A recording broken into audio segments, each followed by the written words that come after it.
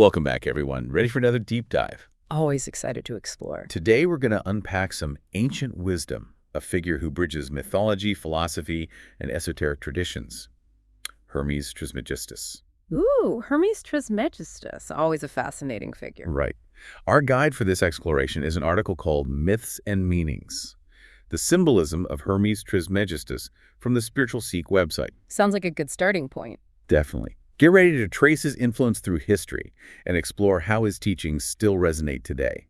So, who is Hermes Trismegistus, and why should we care about him, NW? Big questions. How did he end up influencing everyone, from Renaissance thinkers to modern esoteric groups? And what's the story behind that intriguing caduceus symbol we see everywhere? Lots to unpack there. Our mission today is to unravel the tapestry of Hermes Trismegistus, exploring his origins, impact, and enduring relevance for anyone, really, seeking spiritual enlightenment or a deeper understanding of Western esotericism. Let's dive in. First things first, let's break down this name, Hermes Trismegistus. It's a bit of a mouthful, right? Where does it even come from? Well, the name itself points to this fascinating fusion of Greek and Egyptian cultures. Okay, so it's not just a random mystical-sounding name. Not at all. Hermes Trismegistus is a fusion of two powerful deities: Hermes, the Greek god of wisdom and communication, and Thoth, the Egyptian god of writing and knowledge. They were combined in a process known as interpretatio Graeca, where the Greeks often linked their gods with similar deities from other cultures. It's interesting how they saw these connections across different pantheons. Mm-hmm. Was there a deeper significance to this merging of gods? Absolutely. It reflects this urge to find universal truths and connect seemingly disparate beliefs. They recognize that certain attributes transcended cultural boundaries. Think about it, the concept of wisdom or the power of language, these resonate with people across time and space. Right, those ideas are kind of universal. And this idea of syncretism, this blending of beliefs, has profound implications for how we approach spirituality and knowledge even today. You're right, we see this happening even now, with people drawing inspiration from various spiritual traditions and seeking those common threads. So by combining these two figures, what did they emphasize about Hermes Trismegistus? Well, Trismegistus means thrice great. It echoes a title given to Thoth at the Temple of Esna in Egypt. It reinforces his status as a source of profound wisdom. And get this, Hermes Trismegistus is credited with creating astrology, alchemy, and even theology. Wow, talk about a multi-talented deity. Quite a resume. But what exactly did he teach? Where do we find these Hermetic teachings? The core of his philosophy is found in a collection of texts called the Corpus Hermeticum, written sometime between the 1st and 3rd centuries CE. So not actually written by Hermes Trismegistus himself. Exactly. The authorship is debated, but the texts are attributed to him and represent a rich tapestry of Hermetic thought. I see. What kind of topics do these texts delve into? They cover a wide range of subjects, from the nature of the divine and the cosmos to the human soul and spiritual transformation. The article specifically mentions two texts, Pormandris and Asclepius. Pormandris lays out a creation story where the divine mind, called Nous, grants knowledge to Hermes Trismegistus. It's all about the pursuit of spiritual enlightenment, understanding our place in the universe. It sounds like a journey of self-discovery through divine knowledge. Precisely. And Asclepius delves into this fascinating concept of animating statues through rituals. It may seem strange, A little bit. but it speaks to the Hermetic belief in the power of words and rituals to bridge the material and spiritual realms.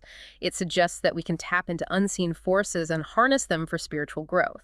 It's like they believed the material world wasn't separate from the spiritual, but could be a conduit to it. That's a great way to put it. And this idea of interconnectedness, the idea that everything is linked in some way, is a central theme in Hermetic thought. It's amazing how these ancient ideas still resonate today. We see this in everything, from our understanding of ecosystems to the interconnectedness of global events. We're constantly reminded that our actions have ripple effects. Exactly. It's as if Hermes Trismegistus, with his fusion of cultures and wisdom, was hinting at a truth we're still grappling with today, that we're all part of a larger web of existence. But how did these ancient teachings resurface and influence later periods? That's where the story gets really interesting. All right, let's fast forward a few centuries. How did Hermes Trismegistus go from ancient texts to influencing some of history's greatest thinkers? That brings us to the Renaissance, a time of rediscovering classical knowledge and a thirst for wisdom. Ah, the Renaissance. A period brimming with art, science, and new ways of seeing the world. What role did Hermes Trismegistus play in this? A key moment was the translation of the Corpus Hermeticum in 1460 by Marsilio Ficino, Okay. commissioned by Cosimo de' Medici, a powerful figure in Florence. So these texts went from obscurity to the hands of one of the most influential families in Europe. Precisely. This translation sparked a revival of interest in Hermeticism, fueling the Renaissance fascination with astrology, alchemy, and the esoteric arts. It was like this ancient wisdom suddenly became relevant again. It's interesting how ideas can lay dormant for centuries and then suddenly reemerge at just the right moment. And the timing couldn't have been more perfect. Hermeticism, with its emphasis on human potential and the connection between mind and spirit, resonated deeply with the Renaissance worldview. It was a time of pushing boundaries, exploring new frontiers, both in the physical world and in the realm of ideas. Exactly. The Renaissance embraced the idea of the universal man, someone skilled in many areas, striving for excellence in all aspects of life. And Hermeticism, with its focus on understanding the interconnectedness of all things and striving for spiritual enlightenment, provided a framework for this pursuit of knowledge and self-discovery. So Hermes Trismegistus, this fusion of Greek and Egyptian deities, became a symbol of the Renaissance spirit itself. In a way, yes. He embodied the synthesis of ancient wisdom and the burgeoning human potential that defined that era. But his story doesn't end there. His teachings continued to evolve and influence various esoteric traditions that are still active today. That's what I find so fascinating about this deep dive, the way these ancient ideas have rippled through time, shaping how we think and understand the world. Let's move into the modern era and explore how Hermes Trismegistus's teachings continue to resonate with those seeking spiritual enlightenment today. So we've traced the threads of Hermetic thought from its ancient origins to its resurgence during the Renaissance. Now, let's step into the modern era. Yeah, let's do that. See how these ideas continue to weave their way into contemporary esoteric traditions? It's amazing to think that a philosophy from centuries ago is still influencing spiritual seekers today. It speaks to the enduring power of these ideas, doesn't it? It really does. Hermeticism, with its focus on personal transformation and direct experience of the divine, has deeply influenced movements like Theosophy and the Hermetic Order of the Golden Dawn. The Golden Dawn. They were a pretty influential group in the world of esotericism, weren't they? Absolutely. What made them so significant? They were fascinated by hidden knowledge, the power of symbols and rituals. They drew heavily from Kabbalah, Right. but also incorporated Hermetic principles and symbolism into their practices. It sounds like they were creating a unique blend of different esoteric traditions. They were, and one of the key concepts that bridges these traditions is the Hermetic principle of correspondence. Correspondence. Yeah. Can you unpack that a bit? What does it mean in this context? Imagine the universe as a series of interconnected layers, each reflecting and influencing the others. Okay. That's the essence of correspondence, the idea that what happens on one level of reality has an impact on other levels. I see. This concept is at the heart of practices like ceremonial magic, Okay. alchemy, and even meditation. So it's not just about understanding these different levels, but also about recognizing their interconnectedness. Exactly. Hermeticism suggests that by understanding these correspondences, we can tap into the flow of energy and influence between these realms. Fascinating. Think about it. If you believe that your thoughts and actions on the physical plane have repercussions on the spiritual plane, wouldn't that change how you approach life? It definitely adds a layer of depth and responsibility to our choices, doesn't it? It's like recognizing that we're not just isolated individuals, but active participants in a larger cosmic dance. That's a beautiful way to put it, and this idea of correspondence has had a profound impact on the evolution of other esoteric disciplines, highlighting how interconnected they truly are. Speaking of interconnectedness, let's talk about a symbol that's often associated with Hermes Trismegistus the caduceus. It's a symbol that's both fascinating and often misunderstood. The caduceus. It's a prime example of how a single symbol can hold layers of meaning and be interpreted in different ways throughout history. For sure. On a basic level, it represents balance and the reconciliation of opposites. You've got two serpents intertwined around a staff, usually topped with wings.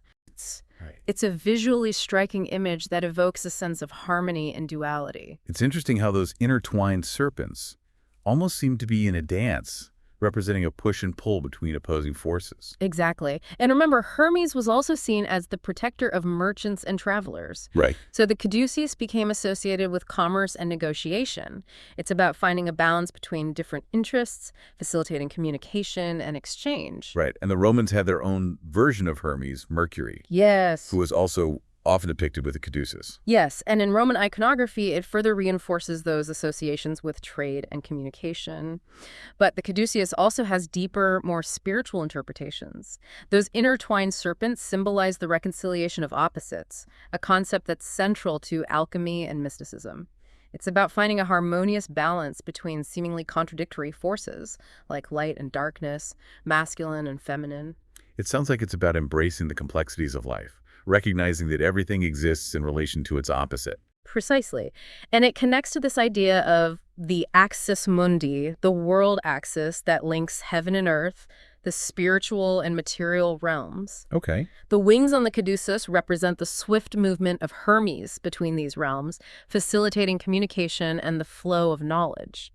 It's fascinating how a single symbol can hold so much meaning. It's almost like a visual representation of the interconnectedness that we were talking about earlier. It is. But as you mentioned, there's also a lot of confusion surrounding the caduceus, particularly its association with medicine. Right. You often see it used as a medical symbol. Right. But that's not quite accurate, is it? It's a common misconception, especially in the United States. The actual symbol of medicine is the rod of Asclepius, Okay. which features a single serpent entwined around a staff. The confusion seems to have arisen in the late 19th and early 20th centuries when some military and commercial medical organizations adopted the caduceus. Oh, interesting. Just for its visual appeal. So it's more about aesthetics than accuracy. It seems that way, and it highlights the importance of understanding the true meaning behind symbols, Yes. especially in fields like healthcare, where clarity is essential. Thankfully, there's a growing movement within the medical community to reclaim the rod of Asclepius as the true emblem of healing. It makes sense. Symbols hold power, and it's important to use them correctly. But speaking of complexities, not everyone embraces the teachings of Hermes Trismegistus, right? There have been some controversies surrounding Hermeticism. That's true. It's important to acknowledge that not everyone embraces these ideas, and there are valid concerns to consider. After all, Hermeticism challenges traditional ways of thinking. Right. And invites us to explore different perspectives on spirituality and the nature of reality. So what are some of the main points of contention surrounding Hermeticism? One of the most prominent criticisms comes from Christian theologians. They see certain Hermetic teachings as conflicting with Christian doctrine. Interesting. Hermeticism's emphasis on individual enlightenment and the potential for humans to achieve a divine-like state Okay. can clash with traditional Christian views on the nature of divinity and humanity. It sounds like a difference in where the ultimate authority lies.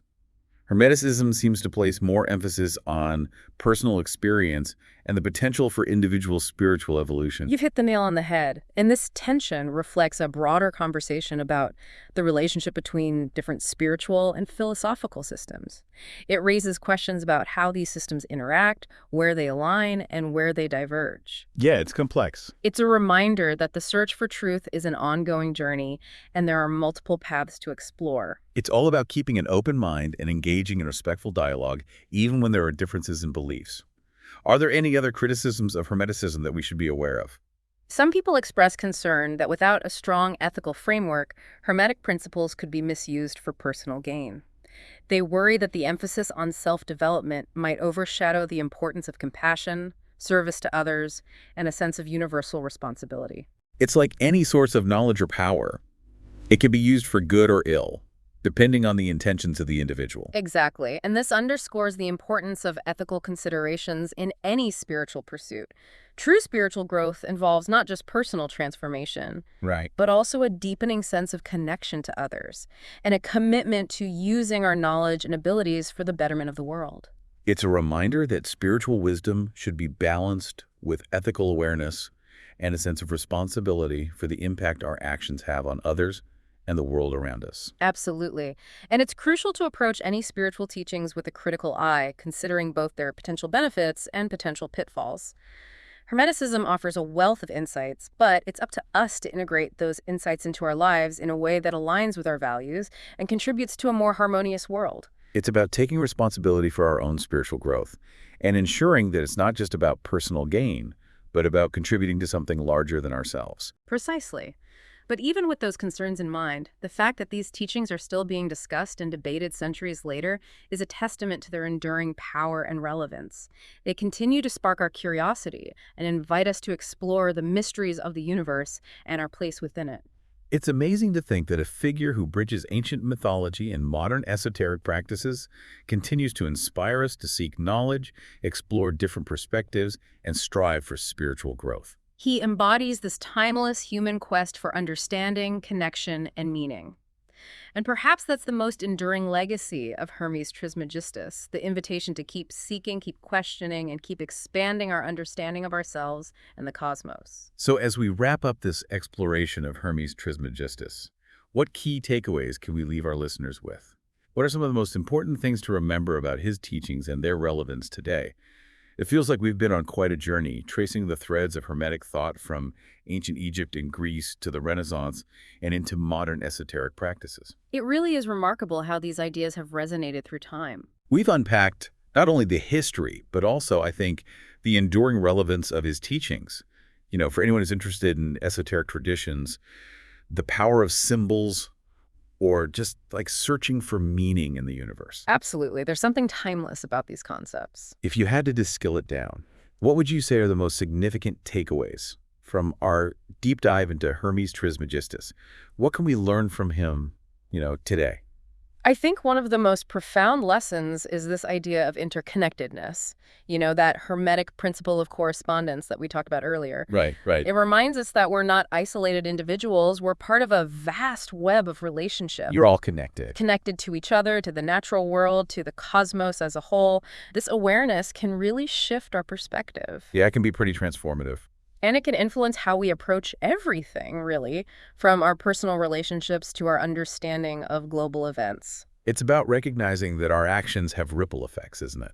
It's like that old saying, no man is an island. Exactly. And this understanding can lead to a greater sense of responsibility for our choices, a deeper appreciation for the interconnectedness of all things. It makes you think twice about the impact you're having. It really does. And it can inspire us to act with, I think, greater compassion, understanding, and awareness of the impact we have on the world around us. It's a powerful message, Yeah. especially for a world that often feels so divided and disconnected. It is. And perhaps that's another key takeaway from exploring Hermes Trismegistus, this reminder that there's more that unites us than divides us. Right, finding that common ground. He embodies this fusion of different cultures, belief systems, suggesting that there are common threads of wisdom and truth that transcend boundaries. They connect us on a deeper level. They do, and that's a message that's so relevant today. Oh, for sure. In a world grappling with so much division and conflict. Yeah, it's more important than ever. Hermes Trismegistus invites us to look beyond surface-level differences To see past those things that divide us.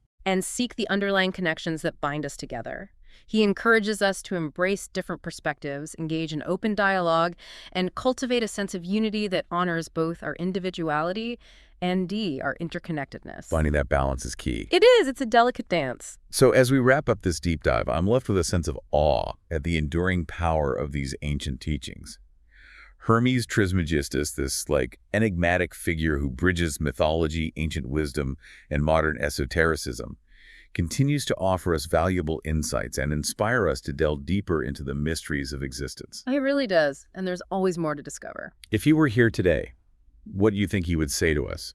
What message would he want us to carry forward? I think he would encourage us, to keep seeking, keep questioning, and keep exploring. Never stop learning. He would remind us that the journey of self-discovery and spiritual growth is ongoing. It's a lifelong pursuit. And he would urge us to approach this journey with an open mind, a compassionate heart, and a deep reverence for the interconnectedness of all things. It's a beautiful message, and one that I think we can all take to heart. Thanks for guiding us through this fascinating deep dive into the world of Hermes Trismegistus. It's been a pleasure exploring these ideas with you. And for our listeners, we encourage you to continue exploring, the rich tapestry of Hermetic thought. Delve into the Corpus Hermeticum, research the various esoteric traditions he's influenced, and just reflect on how his teachings resonate with your own spiritual journey. Until next time, keep seeking knowledge, keep asking questions, and keep exploring those hidden depths of wisdom.